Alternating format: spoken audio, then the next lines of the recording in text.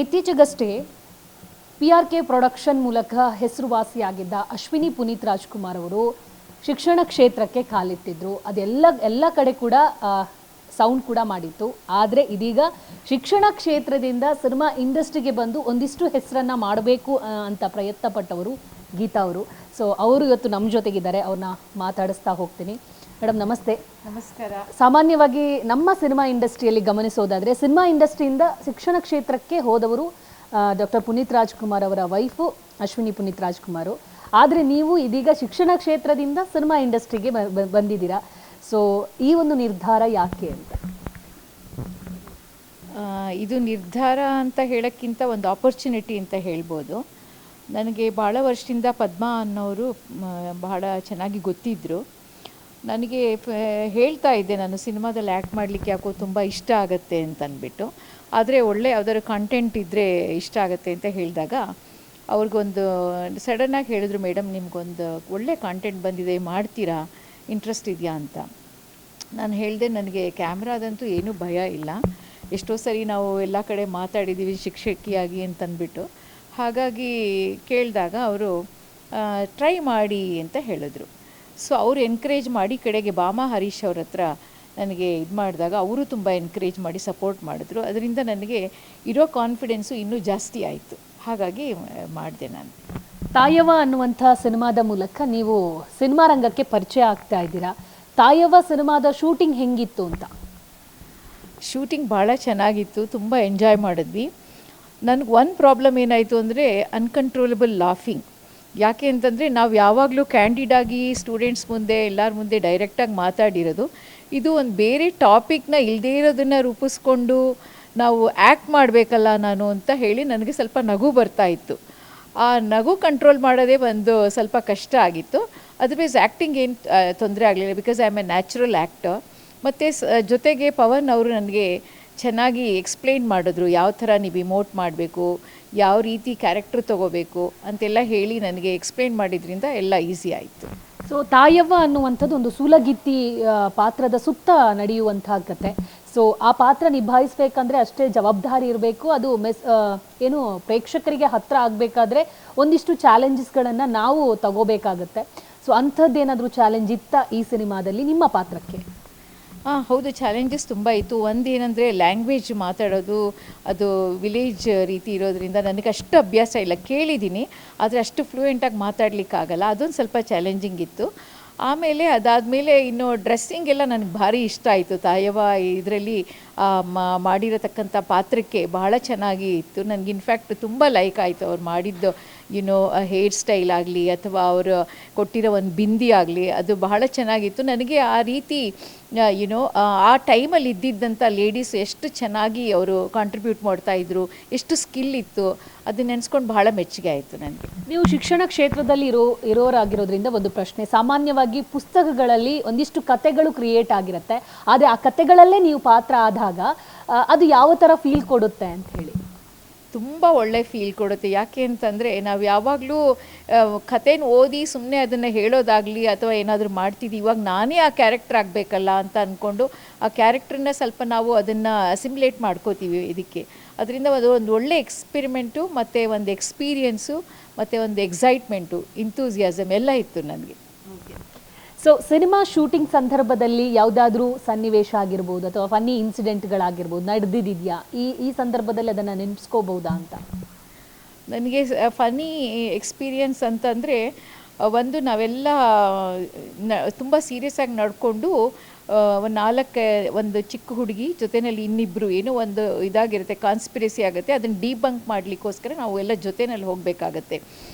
ಆವಾಗ ಹೋಗೋವಾಗ ಆ ಒಂದು ಸ್ವಿಫ್ಟ್ನೆಸ್ಸು ಅಥವಾ ಒಂದು ಆ ಫೀಲಿಂಗ್ಸು ಮಾಡೋವಾಗ ತುಂಬ ರೀಟೇಕ್ಸ್ ಆಯಿತು. ಯಾಕೆಂದರೆ ನನಗೆ ತುಂಬ ನಗು ಬರ್ತಿತ್ತು. The way we have to walk and then ಅದನ್ನು ಎಕ್ಸ್ಪ್ರೆಸ್ ಮಾಡ್ಕೊಂಡು ಹೋಗಬೇಕಾಗಿ ಸ್ವಲ್ಪ ಅದನ್ನು ನನಗೆ ಈಗ ನೆನೆಸ್ಕೊಂಡ್ರು ನಾನು ಒಬ್ಬೊಬ್ಬಳೇ ನಕ್ಬಿಡ್ತೀನಿ ಆ ಇನ್ಸಿಡೆಂಟ್ನ. ಆ ರೀತಿ ಆಗಿತ್ತದು, ತುಂಬ ತಮಾಷೆಯಾಗಿ ಆಗಿತ್ತದು. ಗೀತಾ ಅವರು ಪಾತ್ರಗಳನ್ನು ಯಾವ ಥರ ಆಯ್ಕೆ ಮಾಡ್ಕೋತಾರೆ, ಕಥೆಗಳನ್ನು ನಿಮಗೆ ಯಾವ ಥರ ಕಥೆಗಳು ಇಷ್ಟ ಆಗುತ್ತೆ? ಸೊ ಈ ಕತೆ ಯಾಕೆ ಇಷ್ಟ ಆಯಿತು ಅನ್ನೋದು? ನನಗೆ ಕಥೆಗಳು ಅಂತಂದರೆ ಈ ಥರ ಯಾವುದಾದ್ರು ತುಂಬ ರಿಲೇಟಬಲ್ ಇರಬೇಕು.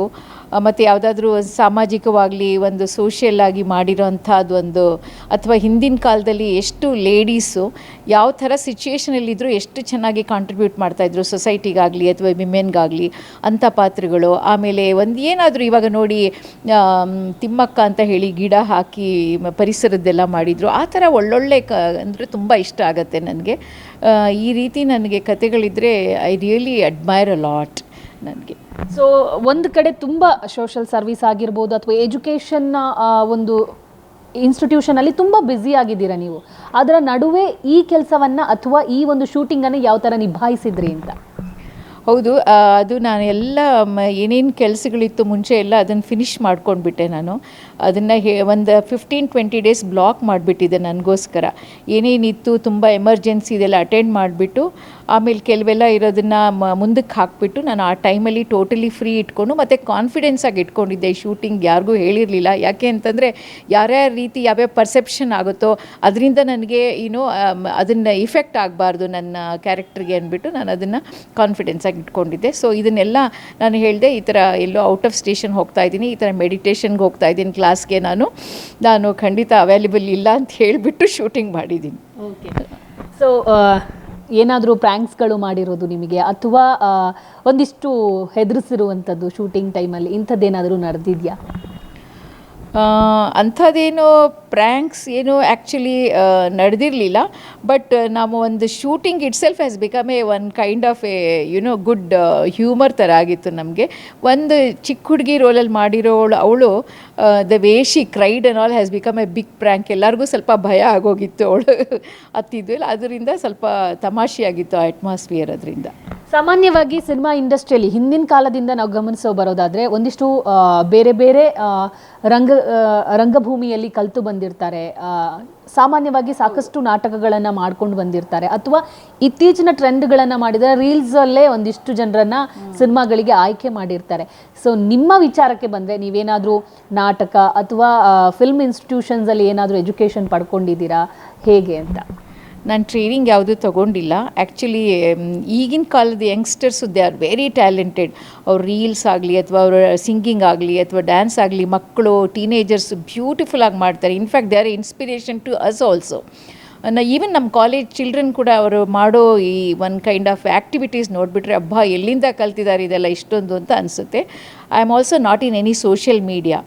ಆದರೆ ಏನಂದರೆ ಒನ್ ಥಿಂಗ್ ನನಗನ್ಸುತ್ತೆ, if you are not really afraid of camera, if you just think as a camera is like either a TV or a refrigerator ಅಂತ ಅಂದ್ಕೊಂಡ್ರೆ, every day we are acting. ಬೆಳಗ್ಗೆಯಿಂದ ರಾತ್ರಿವರೆಗೂ ಒಂದು ರೋಲೇ ಅಲ್ವಾ ನಾವು ಮಾಡ್ತಾ ಇರ್ತೀವಿ.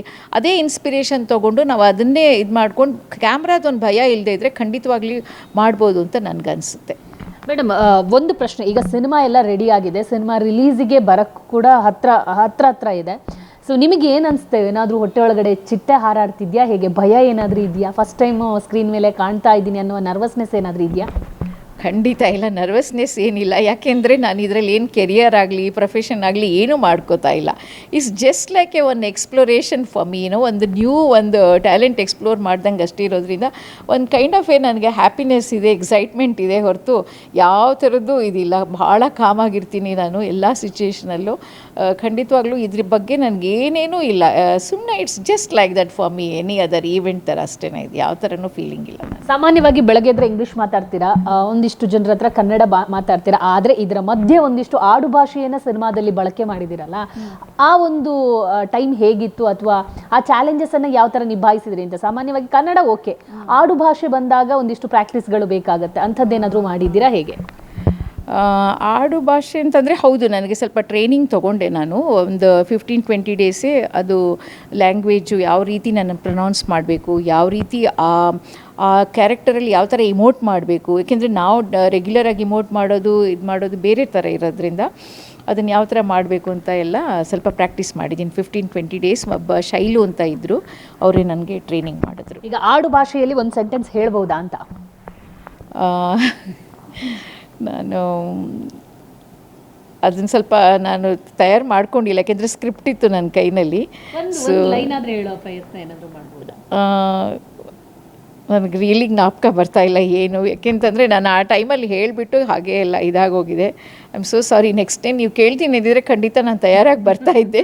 ಬಟ್ ಇದು ಕ್ಯಾಂಡಿಡ್ ಆಗಿದ್ದರಿಂದ ನನಗೆ ಜ್ಞಾಪಕ ಇಲ್ಲ ಏನೂ. ಬಟ್ ಎಲ್ಲ ಅದೇ ರೀತಿ ಇರ್ತಾಯಿತ್ತು, ಏನೋ ಹಳ್ಳಿ ಭಾಷೆನಲ್ಲೇ ಇರ್ತಾಯಿತ್ತು ಅಷ್ಟೇ. ಈಗ ತಾಯವ್ವ ಅಂದರೆ ಒಂದು ತಾಯಿಯ ಮಹತ್ವ ಇದ್ದೇ ಇರುತ್ತೆ ಸಿನಿಮಾದಲ್ಲಿ. ಇನ್ನೊಂದಷ್ಟು ತಾಯವ್ವ ಅಂತ ಬಂದಾಗ ಹೆಣ್ಣಿನ ವಿಷಯವನ್ನು ಈ ಸಿನಿಮಾದಲ್ಲಿ ತೋರಿಸ್ತಾರೆ ಅನ್ನೋದು ಗೊತ್ತಾಗುತ್ತೆ. ಸೊ ನೀವು ಕೂಡ ಒಬ್ಬರು ಸೋಷಿಯಲ್ ಸರ್ವಿಸ್ ಮಾಡೋರು, ಸಾಕಷ್ಟು ಹೆಣ್ಮಕ್ಳನ್ನು ನೀವು ನೋಡಿರ್ತೀರ, ಅವರ ಕಷ್ಟಗಳನ್ನು ಆಲಿಸಿರ್ತೀರ. ಸೊ ಈ ಸಿನಿಮಾದ ಮೂಲಕ ಏನು ಸಂದೇಶ ಕೊಡ್ತೀರಾ ಅಂಥೇಳಿ?